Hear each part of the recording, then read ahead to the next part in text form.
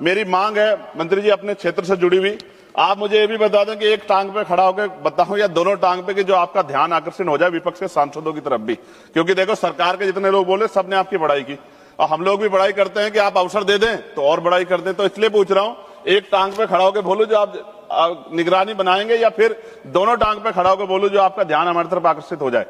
मंत्री जी, अमृत भारत स्टेशन योजना के अंतर्गत नगीना रेलवे स्टेशन का नवीनीकरण का काम जल्द से जल्द पूरा हो जाए और साथ साथ रेलवे का जो प्लेटफॉर्म नंबर 2 है नगीना में उसकी लंबाई बढ़ा दो, क्योंकि महिलाओं को पीछे उतरना पड़ता है। ये बात मैंने कई बार कही, इसलिए मैंने कहा कि एक टांग पे खड़ा होकर सुन लीजिए कम से कम, मगर ध्यान तो आकर्षण कीजिए।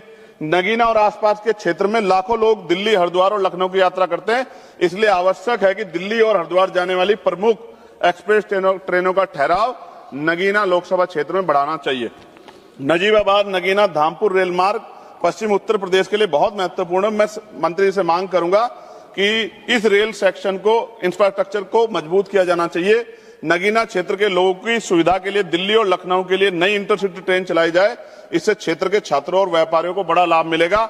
धामपुर नगीना से दिल्ली के लिए सीधी ट्रेन चलाई जाए, नजीबाबाद से नगीना और धामपुर होते मुंबई के लिए ट्रेन चलाए। मेरी बहुत पुरानी मांग हो गई है लंबे समय से कि ये मांग पूरी हो जाए और सेौरा, किरतपुर, हल्दौर, नगीना, धामपुर आदि स्थानों पे फ्लाईओवर अंडरपास की मांग का काम जल्द पूरा हो जाए। आपको याद है, आप भी कहते हैं, बहुत सारे मंत्री कहते हैं एक मिनट कीमती है। अब 1 मिनट का जो वैल्यू है वो यहां पता लगती है, लेकिन वहां 15-15, 20-20 मिनट खड़े होना पड़ता है। और ये डिजिटल इंडिया है, विश्व गुरु भारत की बात होती है सरकार की तरफ से, कहां है वो?